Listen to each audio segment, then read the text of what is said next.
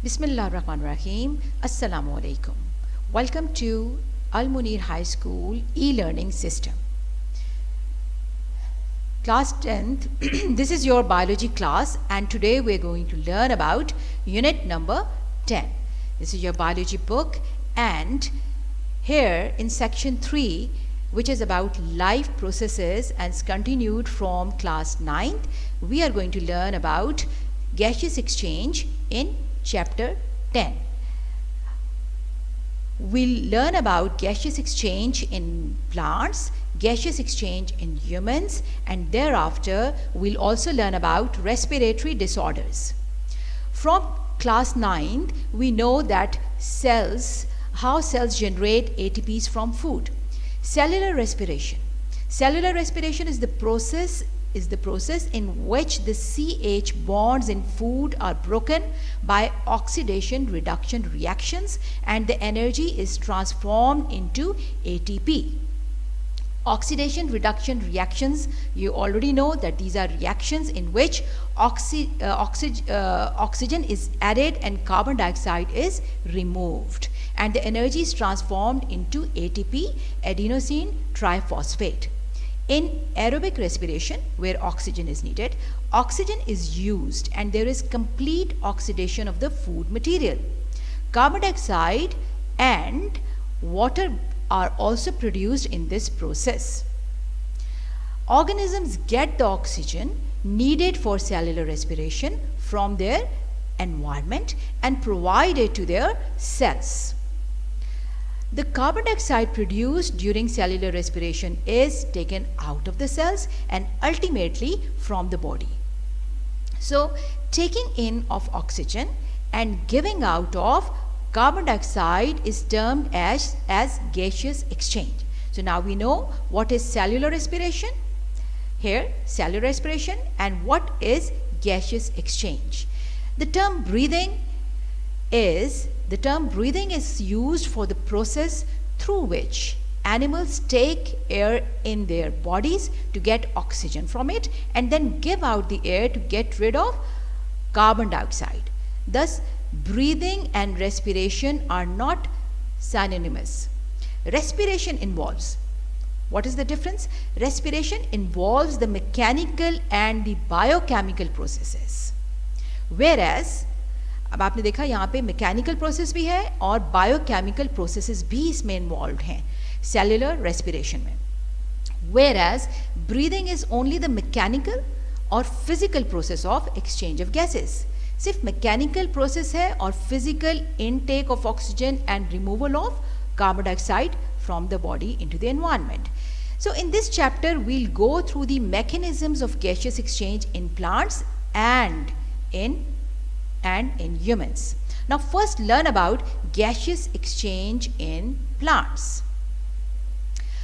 You know that plants have no organs or systems for the exchange of gases with the environment.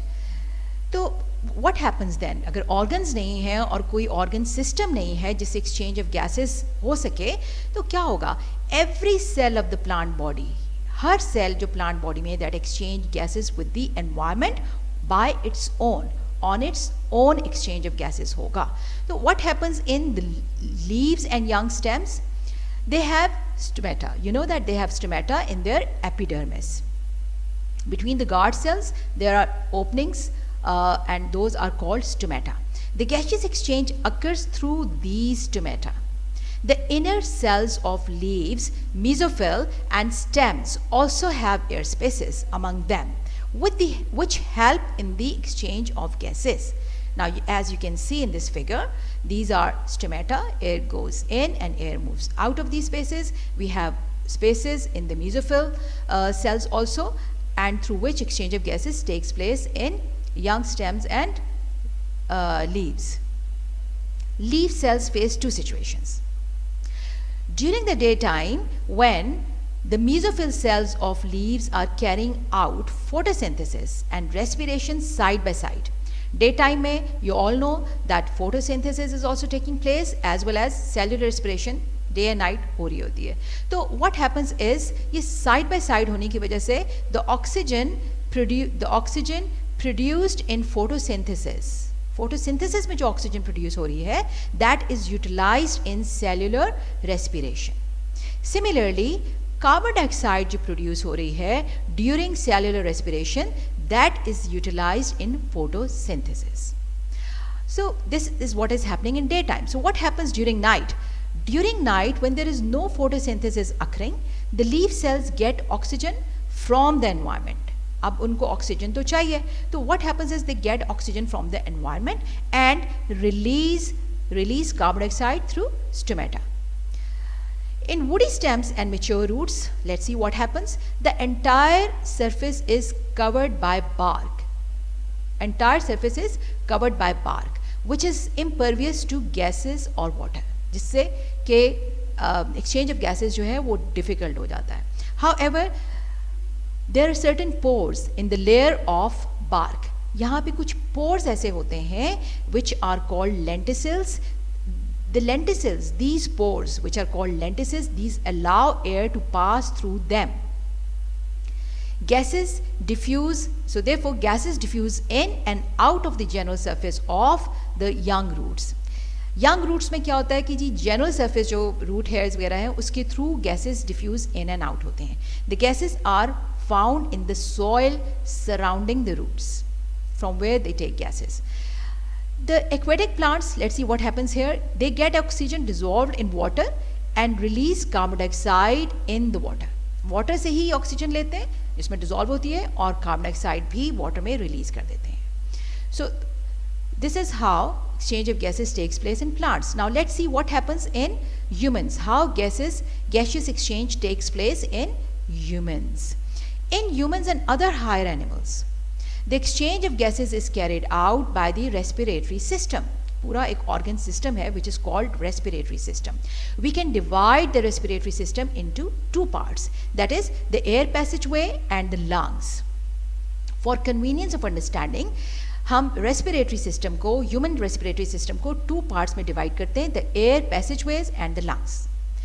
Air passageways consist of the parts through which the outside air comes in the lungs, and after the exchange of gases it goes out.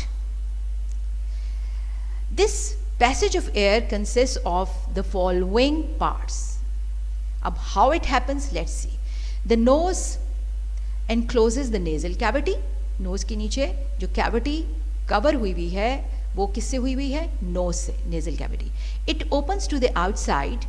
Nasal cavity opens to the outside through the openings called the nostrils. External nostrils हैं, pair of external nostrils, और ये outside open होती हैं. The nasal cavity is divided into two portions by a wall. Each portion is lined by fine hairs and mucus which filter the dust particles from the air. अब two external nostrils हैं, two portions हैं, और each portion में क्या है?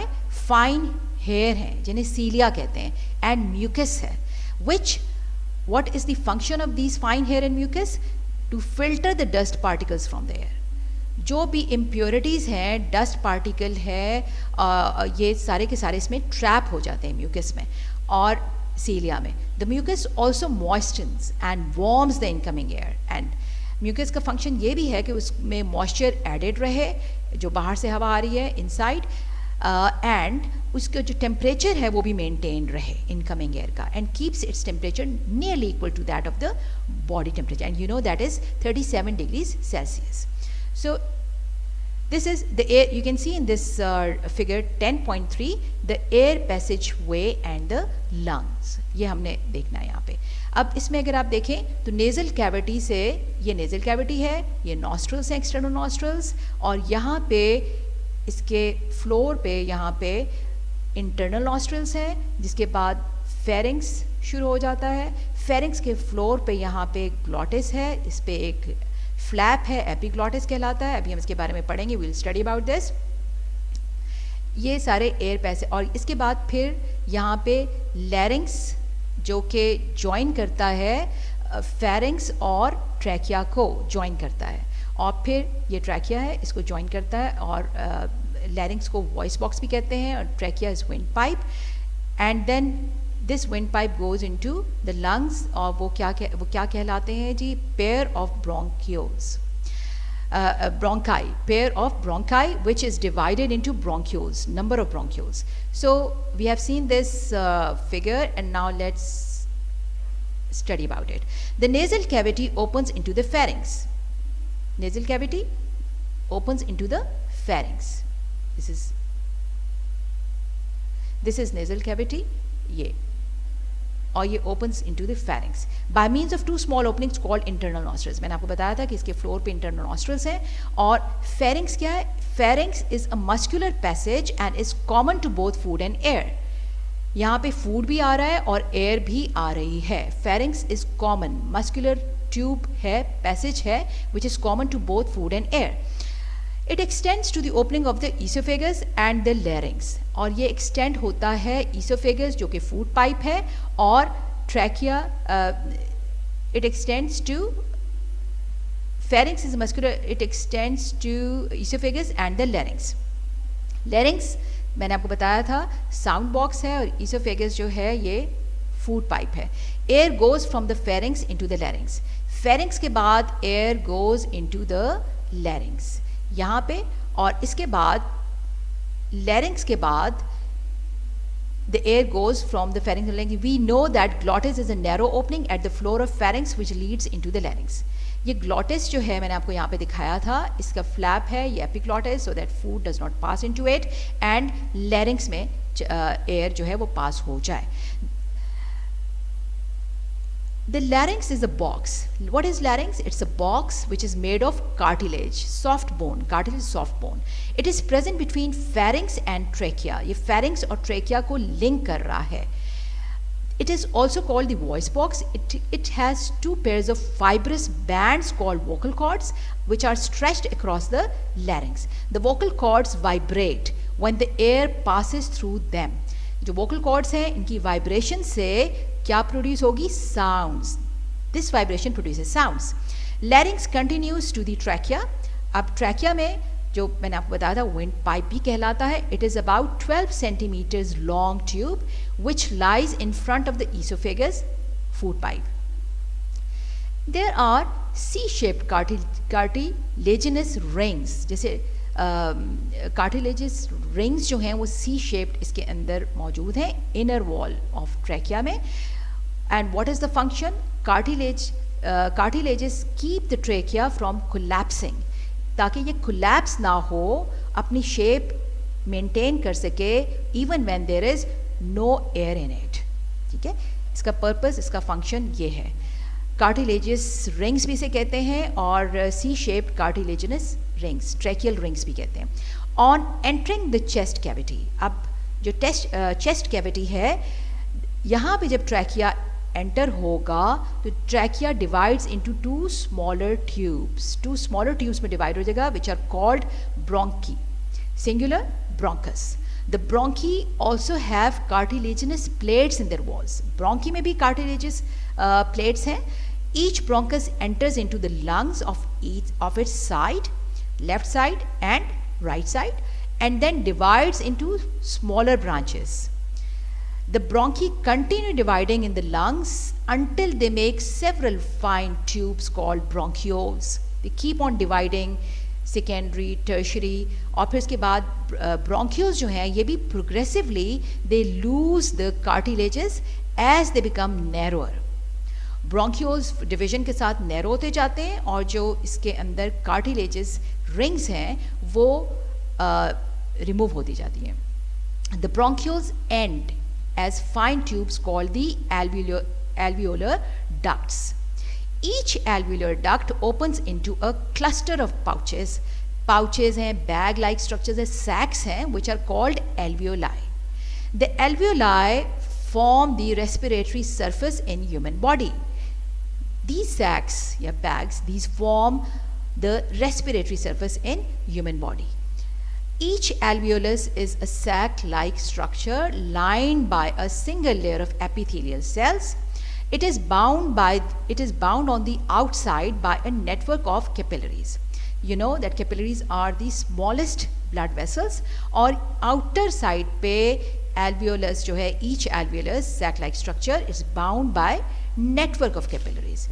Pulmonary artery from the heart containing, we know that it contains deoxygenated blood from the heart, that this enters the lungs and branches into arterioles and then into capillaries which surround the alveoli, or these then join together to form the venules which form pulmonary vein. The pulmonary vein carries the oxygenated blood back to the heart. So pulmonary artery carries deoxygenated blood to the from the heart to the lungs. वहाँ पे exchange of gases होगा through diffusion, and then capillaries की wall में से diffusion होगी. Exchange of gases होने के बाद जब ऑक्सीजन ऐड हो जाएगी तो ऑक्सीजनेटेड ब्लड जो है वो पल्मोनरी वेन कैरी करेगी back to the heart. Now let's learn about lungs. All the alveoli on one side constitute a lung. There is a pair of lungs in the thoracic cavity. thoracic cavity जहाँ ribs हैं और इसके अंदर cavity है, वहाँ पे ये housed हैं. इनकी लोकेशन क्या है? पेयर ऑफ लंग्स हैं and these are housed in thoracic cavity. The chest wall, we know that it is made up of 12 pairs of ribs and the rib muscles called intercostal muscles. A thick muscular structure called diaphragm is present below the lungs. Diaphragm जो है ये dome shaped structure है और muscular thick muscular structure है और इसका function है breathing gas inhalation and exhalation में. We learn about that. This is present below the lungs. अब लेफ्ट लंग जो है is slightly smaller and has 2 lobes and the right lung is bigger with 3 lobes.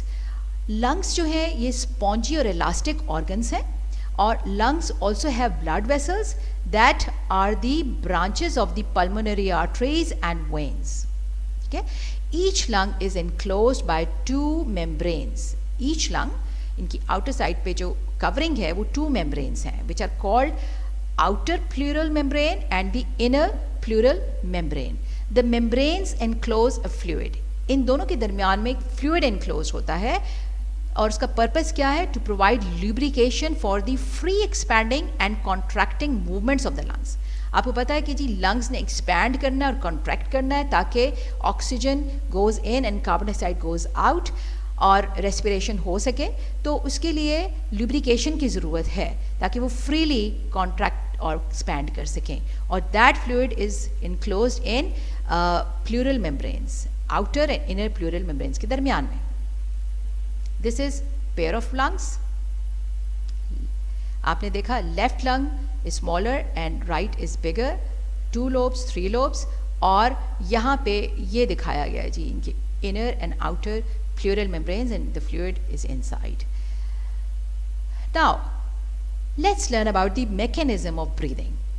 Mechanism क्या है जी? breathing का physical movements हैं associated with the gaseous exchange. ठीक है, gaseous exchange which is called breathing. There are 2 phases of breathing. Breathing completes in 2 phases. एक inhalation और the other one is exhalation. Inhalation is also called inspiration. So inspiration or inhalation is number 1 phase and expiration or exhalation is the second phase. So during inspiration, what happens? During inspiration or inhalation, the rib muscles contract and ribs are raised. Ribs raise होंगी.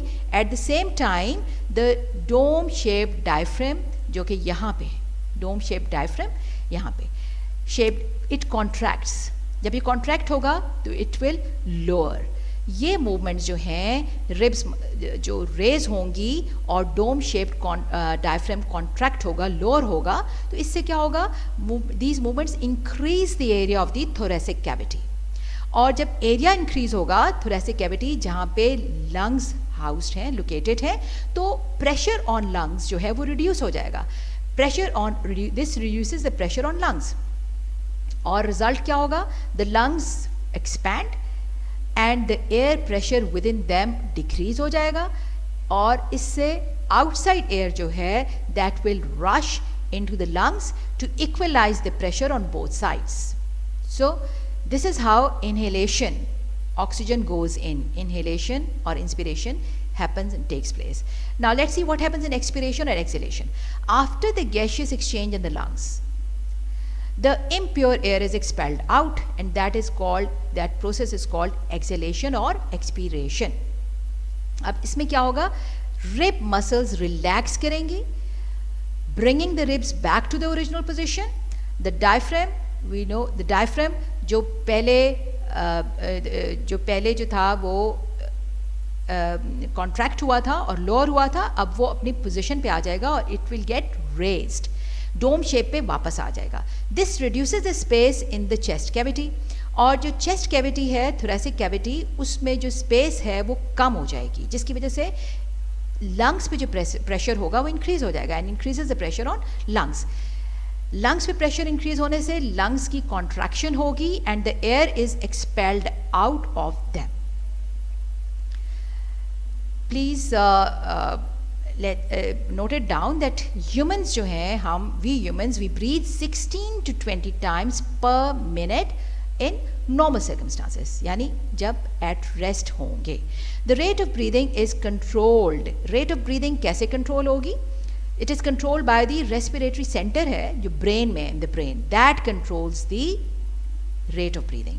और respiratory center जो है, how it controls, इसको message आता है कि concentration of carbon dioxide in the blood कम है. अगर कम है तो breathing जो है वो reduce हो जाएगी, और अगर concentration of carbon dioxide ज़्यादा है तो number of times in a minute that we breathe will increase. So when we do exercise or some hard job, our muscle cells carry out cellular respiration at greater rate. तो जब rate of respiration बढ़ जाएगा तो it results in the production of more carbon dioxide in blood, which is released. जब बढ़ जाएगी तो normal circumstances से ज़्यादा होने की वजह से carbon dioxide stimulate करेगा respiratory center of brain, और उसके बाद क्या होगा, respiratory center sends messages to the rib muscles and diaphragm to increase the rate of breathing. So the excess carbon dioxide present in blood can be removed out of body. So during exercise or hard physical work जब हम कर रहे होते हैं तो breathing rate may increase and it can go up to 30 to 40 times per minute, यानी double हो जाएगा of the normal which was at rest, 16 to 20 times. So now let's see steps very quickly. Figure 10.5 and 10.6 में steps of inhalation and steps of exhalation. We've already learned air moves in nasal cavity, और यहाँ से oral cavity and nasal cavity से अंदर आई, यहाँ पे ribs are raised, diaphragm moves down, और inhalation, lungs से pressure कम होगा, air rushes in, inhalation takes place. Similarly, air moves out. कैसे? यहाँ से शुरू करें. diaphragm moves up, ribs are lowered, lungs पे pressure बढ़ जाएगा, and carbon dioxide is expelled out. तो exhalation and expiration takes place. These are the steps for that. अब अगर हम comparison करें inspired and expired air, inspired air oxygen, expired air carbon dioxide. तो inspired air में oxygen की amount obviously ज़्यादा होगी. Oxygen is 21% and 16% is in expired air जो बाहर जा रही है. Amount of carbon dioxide inspired air जो अंदर जा रही है 0.04% है, और एक्सपायर्ड एयर में 4% है. Nitrogen 79% in inspired air and 79% in expired air, it remains the same. Amount of water vapours ये वेरिएबल है और यहाँ पे सैचुरेटेड है. इसी तरह से अमाउंट ऑफ डस्ट पार्टिकल्स जो हैं ये भी वेरी करेंगे, और जो एक्सपायर्ड एयर इसमें ऑलमोस्ट नन है क्योंकि ये अंदर से आ रही है और इसमें डस्ट पार्टिकल्स शुरू में ही ट्रैप हो जाते हैं. We learn about very fine hair cilia and mucus, उसमें ट्रैप हो जाते हैं. टेम्परेचर जो है ये भी इंस्पायर्ड एयर का वेरी करेगा, जो अंदर जा रही है वेरी करेगा, लेकिन जो एक्सपायर्ड एयर है वो बॉडी टेम्परेचर पे है 37 डिग्री सेल्सियस पे. तो इस now we know about the comparison and composition of inspired and expired air. Now let's learn about respiratory disorders. Respiratory disorders में there are number of respiratory disorders and that affect people. The percentage of such disorders is particularly high in Pakistan. Because pollution ज़्यादा है और मोर concentration of pollutants हैं air, not only in the urban but also in the rural atmosphere. Some of important respiratory disorders, there are many, but some of the important ones that we are going to learn about today are 5.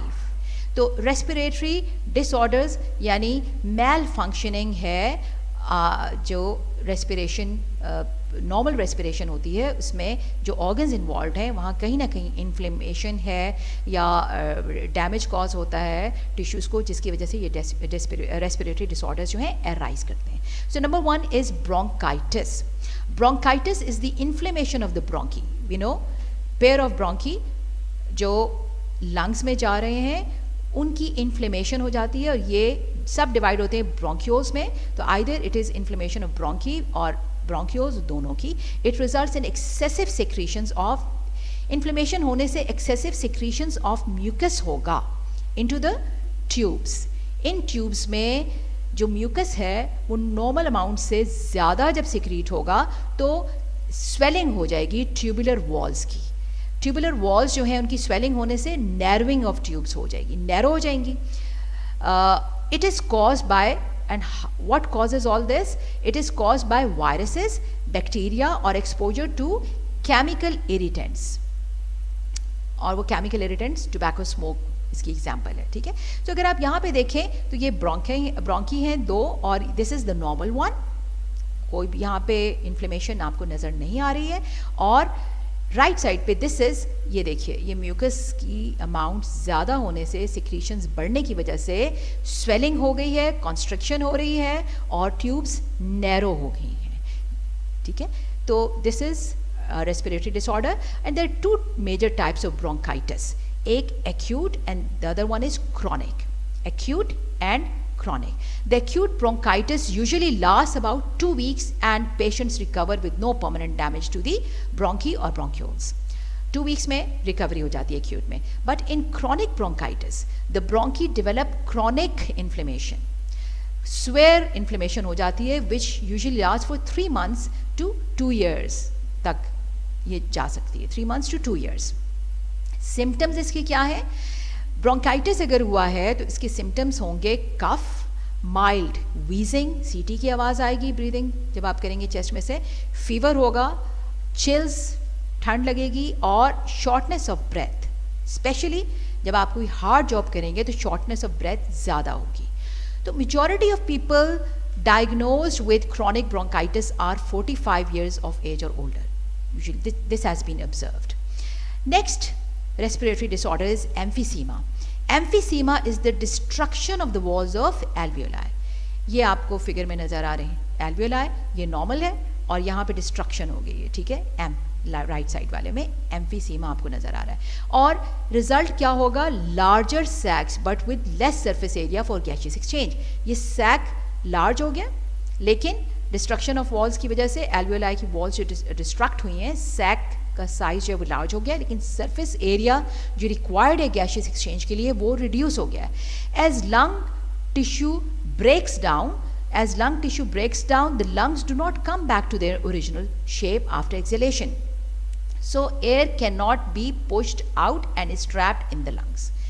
Air पूरी तरह से lungs में से नहीं निकलती है और वो ट्रैप हो जाती है, फंस के रह जाती है lungs में. तो symptoms of emphysema क्या है? Shortness of breath है, fatigue, थकावट महसूस होती है, recurrent respiratory infections, immunity low हो जाती है, infections ज़्यादा प्रोन हो जाते हैं आप, और वेट लॉस भी साथ होता है. By the time the symptoms of emphysema appear, the patient has usually lost 50% to 70% of his her lung tissue. This is something very critical कि सिम्टम्स अपेयर होने से पहले ही 50% to 70% डैमेज लंग टिश्यू को cause हो जाता है. The level of oxygen in blood may also get so low that it causes serious complications. और lungs damage होने की वजह से proper exchange of gases नहीं हो रहा होता और cellular respiration नहीं हो रही थी, जिसकी वजह से जो blood में ऑक्सीजन है वो लो हो जाती है and that means serious complications. The third respiratory disorder is pneumonia. This is an infection of lungs. ये lungs की infection है. If this infection affects both lungs then it is called double pneumonia. आपको पता है we have pair of lungs, अगर एक में भी हो सकती है और दोनों में हो सकती है. When it is affecting both lungs then it is called double pneumonia. The most common cause of pneumonia is a bacterium.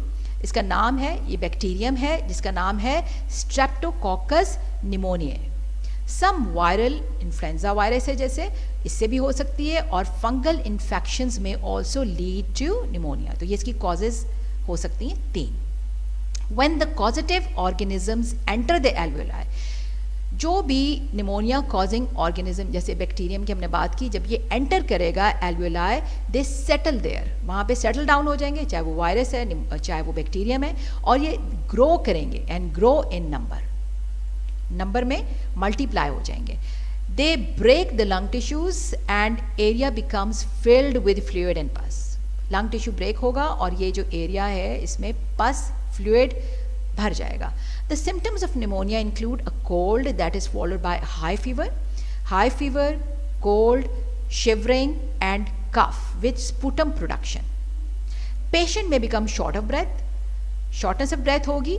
Patient's skin, चूँकि ऑक्सीजन लेवल ब्लड में ड्रॉप कर जाएगा तो पेशेंट स्किन कलर में चेंज एंड बिकम्स डस्की और purplish. It is due to poor oxygenation of blood.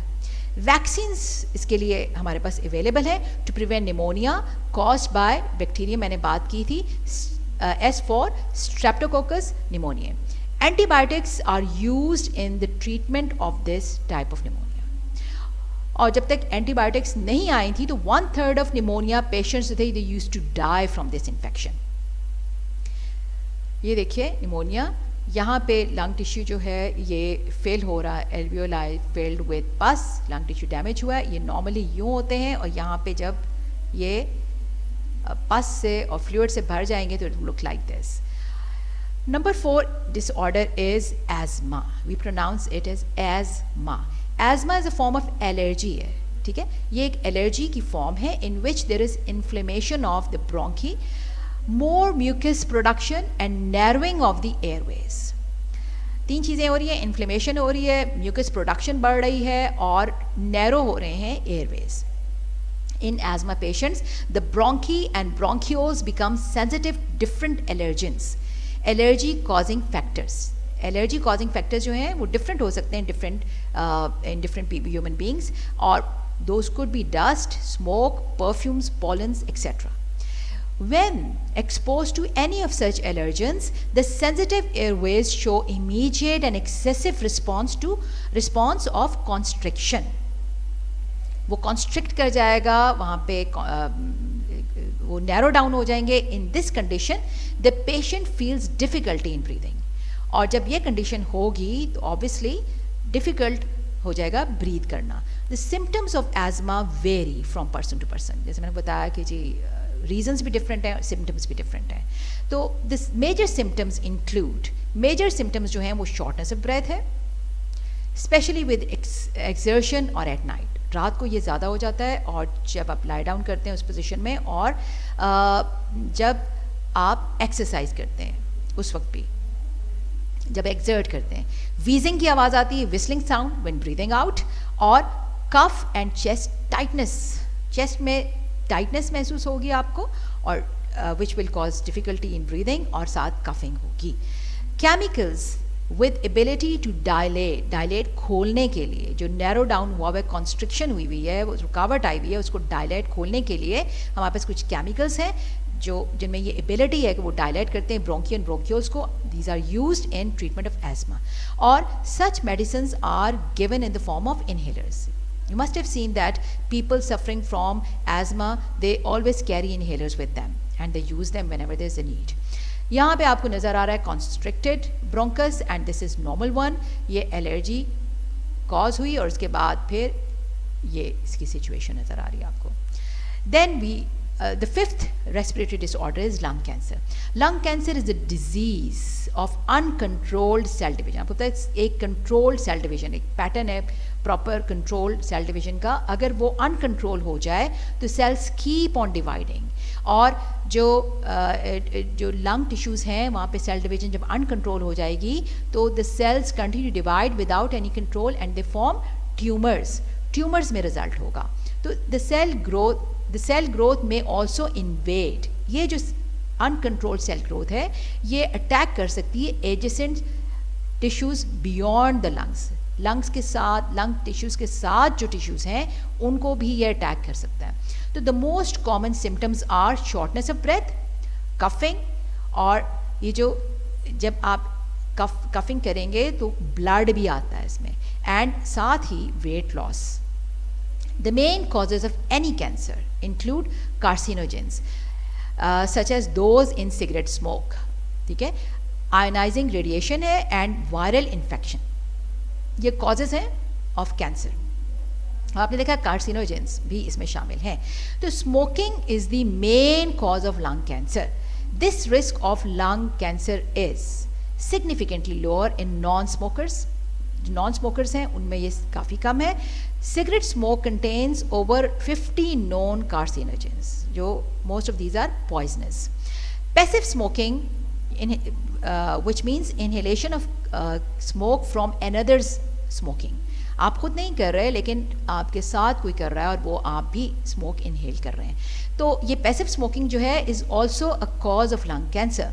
The smoke from the burning and, please note it down कि जो burning and होता है वो उस पर फिल्टर नहीं लगा हुआ, तो वहाँ से जो स्मोक निकल रहा है that is more dangerous than the smoke from the filter and. So eliminating tobacco smoking is a primary goal in the prevention of lung cancer. World Health Organization WHO has called the governments to stop tobacco advertising to prevent young people from taking up smoking.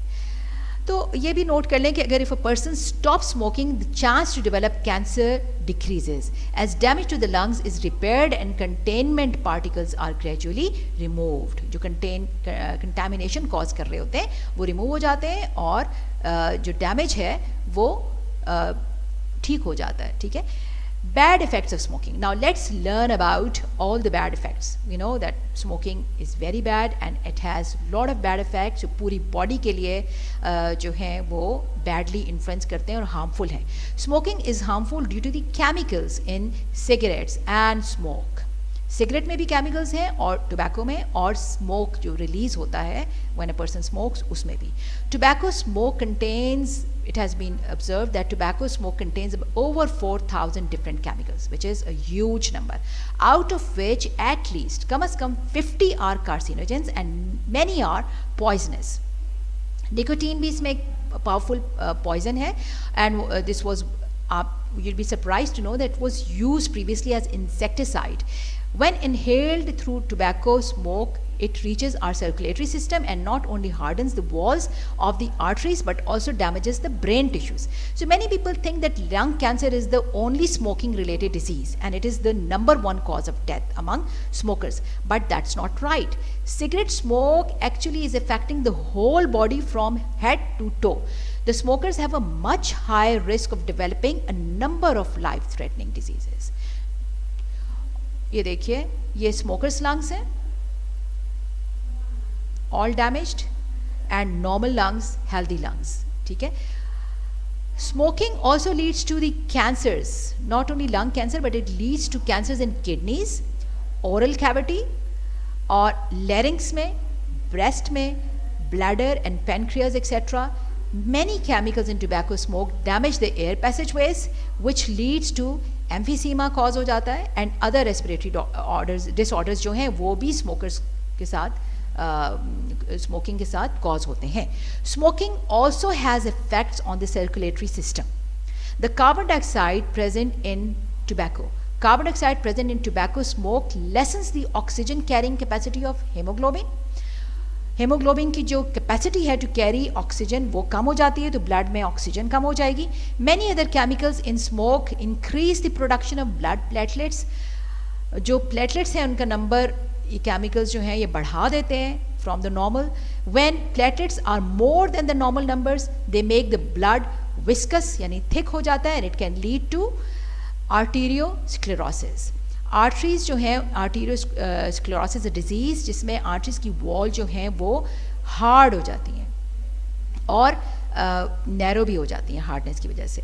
arteries. Smokers are at greater risk of developing infections, particularly in lungs. For example, smoking increases the risk of tuberculosis by 2 to 4 times. Smokers में जो tuberculosis TB का risk है वो 2 to 4 times बढ़ जाता है, and of pneumonia by 4 times. Smoking is also responsible for weakening and staining the teeth. Tooth loss is 2 to 3 times higher in smokers than in non-smokers. अच्छा, यहाँ पे हमने देखा कि non-smokers who are exposed to second-hand smoking, passive smoke है, at home or at work, increases their heart disease risk. उनका heart disease risk जो है वो 25 to 30% बढ़ जाता है, and their lung cancer risk by 20 to 30%.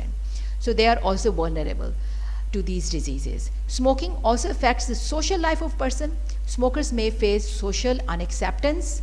People would not want to fall ill because they are not smoking and somebody else is. So smokers may face social unacceptance bhi, or because other people may not want to be exposed to other smoke. And all these are bad effects of smoking to be blunt. So in this chapter we've learned about breathing mechanism. हमने पढ़ा जी cellular respiration in plants, cellular respiration in humans. Then we've learnt about respiratory disorders, 5 respiratory disorders, and then bad effects of smoking. So please, I would advise you to learn all these concepts and make sure that you are prepared for your coming quiz test. Thank you very much. Good luck. Allah Hafiz. Assalamu alaikum.